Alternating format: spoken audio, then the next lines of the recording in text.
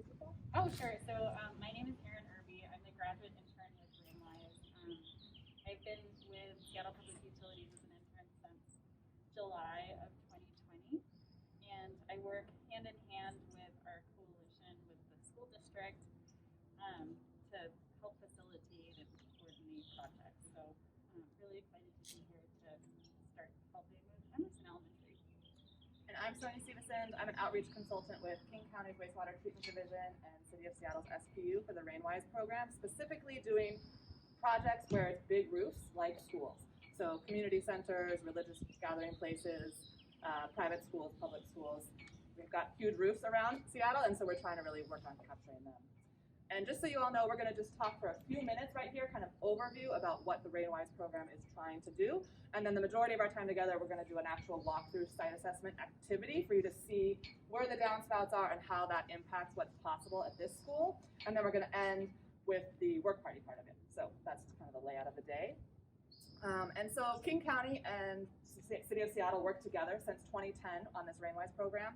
We're really trying to address the antiquated pipes in many of our neighborhoods. It's called Combined Sewer Overflow, or CSO. And it's not the entire city, but it's a lot of the city. And as more people have moved here, as pipes have aged, we have an issue of when it rains really hard, which it often does in our area, we have less and less permeable surfaces. We have roofs, we have apartment buildings, we have roads, a lot less grass and dirt. And so what that is looking like historically is these heavy rainstorms, all of the rooftops gather the rain, it rushes off, and then in these moments of big storms, there is an overflow where both our sewage and our stormwater go into one pipe, and it causes pollution in our waterways. So the purpose of the Rainwise program is the city and the county working together specifically in these eligible basins, these neighborhoods that have combined sewer overflow pipes. And the goal is that when it rains really hard, rather than having all this rooftop water rush in and overflow and possibly send raw sewage to Puget Sound, the Duwamish River, Lake Washington, our creeks, to slow it down so that there's time for the earth, which normally would have been the grass and the dirt, but now because it's paved, we put it into cisterns and rain gardens to slow down that water in a big storm moment. And since 2010, we've put in predominantly these rain gardens and cisterns on residential properties, but we're starting to do more and more community centers with large roofs. And it's making a big impact. When we are having huge storms, there is less raw sewage going into our waterways because of this effort. And so it's an effort that predominantly has been done by homeowners or renters in their apartments and homes. But as more and more people are understanding that stormwater is the number one pollutant in our area, people are getting involved in figuring out how can their preschool do it, how can their church do it, how can their synagogue do it. And so the relationship with Seattle Public Schools is a coalition between Islandwood, which is doing a lot of the curriculum and education for science classes and math classes and art classes for the students. It's a coalition with Seattle Public Schools, specifically the self-help program, King County's Wastewater Treatment Division, and City of Seattle's SPU.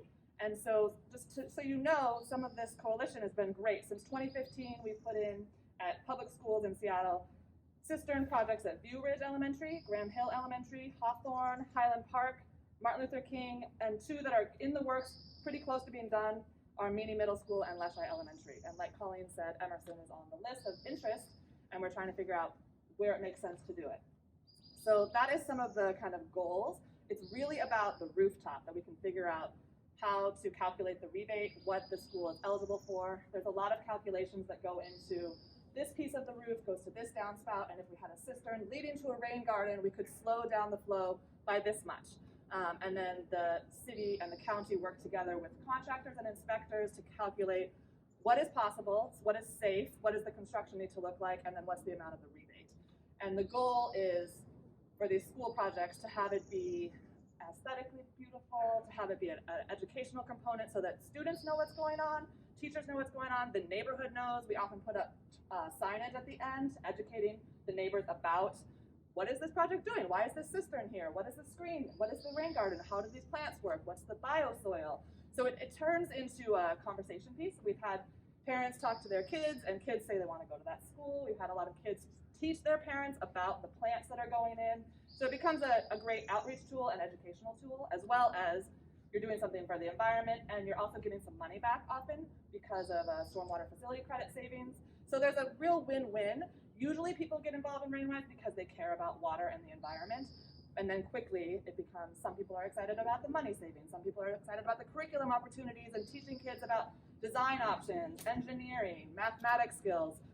We've had kids involved in creating the signage of what plants and why they chose those plants, and they wanted rainbow colors and they wanted full season and they wanted to see things in the spring because if all those flowers bloom in the summer, but we're not here in the summer, so how do we get to see it? And it just turns into like pretty rich conversations. We just did a really fun presentation with lots of the teachers at Leschi Elementary in the 5th grade classes, and the kids are really the ones who are designing their ideas. Highland Park Elementary, the kids were involved in measuring the site and where to put the cistern and which downspout. So it really is exciting to work with the school district because of all of the engagement of both teachers and principals, parents, and the students themselves.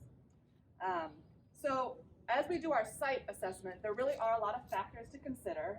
Erin and I are involved in outreach and education. We are not the scientists, we're not the engineers, and we're not the inspectors. So King County and SPU have very qualified Rainwise inspectors, several of them experts in big roofs specifically. To be a contractor in the Rainwise program, you have to have your own contracting business and be licensed and bonded and all those things. You also have to go through an orientation with the City of Seattle and King County Wastewater Treatment to become trained and experts and certified in this. So some of the considerations when we're doing site assessment is, where are the current storm drains? Where are the current downspouts? Are there windows in the way? Are there parking spaces that are unable to be moved? Are there existing plantings? Is it a landmark status building? Is there a basement? Where are the fire exits? So there's lots of things that the contractor and inspector have to take into consideration. There's a lot of code that we follow. And we definitely err on the side of being conservative so that there's not further problems. But the inspectors and the contractors, they're looking at irrigation that exists. They're looking at how to get things to a slope, to the parking lot, to the sidewalk, so that if there is a big storm, we're not creating more problems.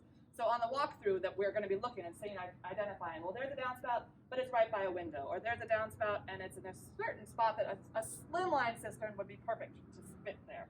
The cisterns come in a lot of different sizes, a lot of different colors. Some people like to get brick colors to have it blend in. Some people build a screen around them. There's lots of issues around children not having ability to climb into them and having them be safe so they can't tip over. So we're definitely always thinking about the safety piece of both the students on site and the neighborhood, as well as the safety of when it does rain really hard, where is this water going to go? There's some issues around maintenance and how to keep the rain gardens weeded and clean and doing their functioning job of filtrating this rainwater that's coming down. And same with the cisterns. There's a couple times a year a maintenance that you do of cleaning them out. And so we walk through that with the people who are doing the gardening, the grounds, that kind of thing on site. And our technical experts, they really do come out and do a pre-feasibility walkthrough, help you understand what is the options.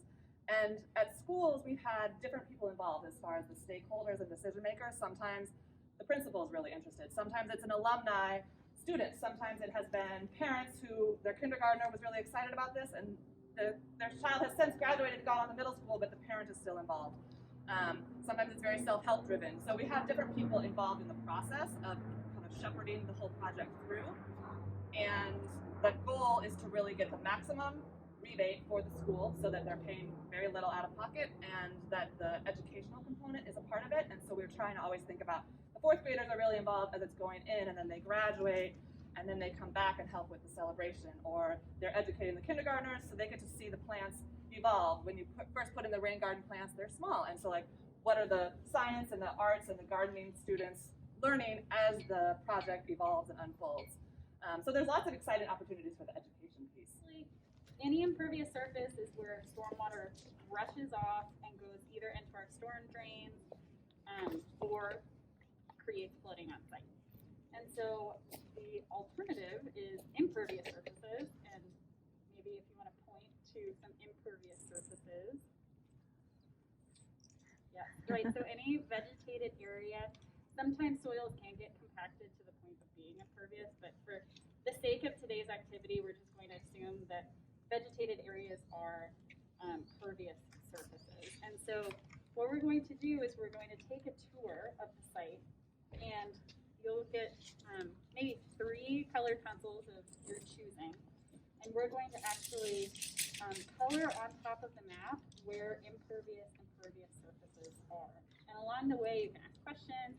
We can talk about where we think a rain garden and or a cistern could make sense on Emerson Elementary site. So you get to kind of put your design thinking caps on, and then we'll wrap up at the work party site for a day of reading and volunteering. So find it, maybe point it out on and hold it up. So Well, you can see the circular piece at the very back yeah. of the school here. It's this little area.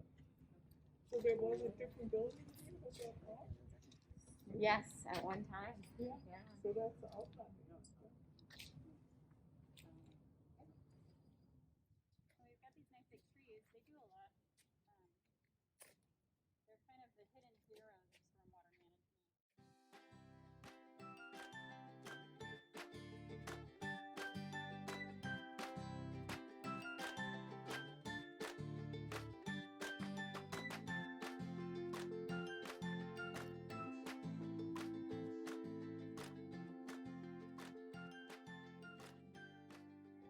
Surfaces, but also we're getting into asphalt as well, so that's another impervious surface.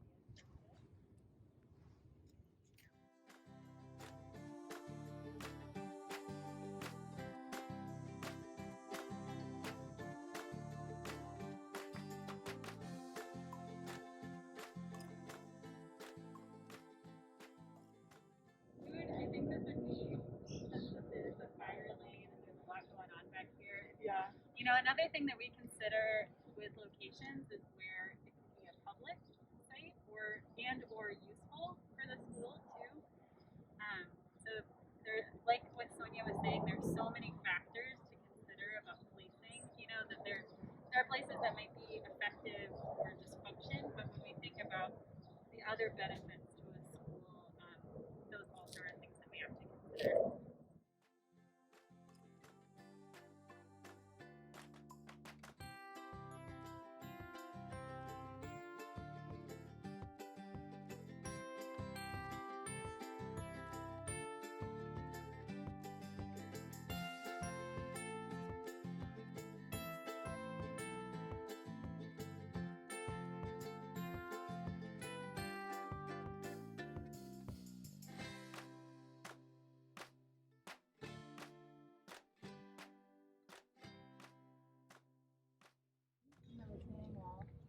And then we have a downspout that's connected that's probably capturing most of that roof on this side. Oh, yeah, and up in the corner as well. yeah.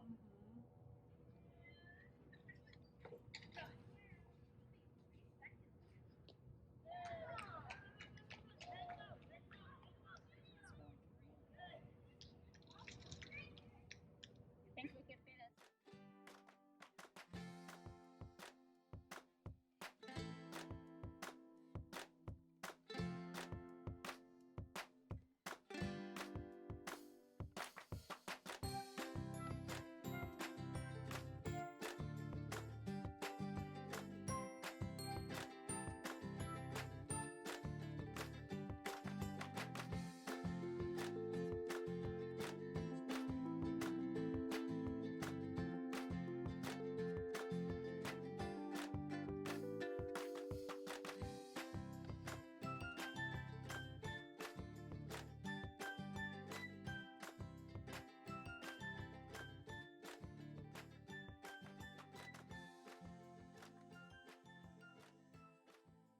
Start to think more about how the sheer amount of stormwater that comes off of a site during what are expected to be even heavier and heavier winter storms.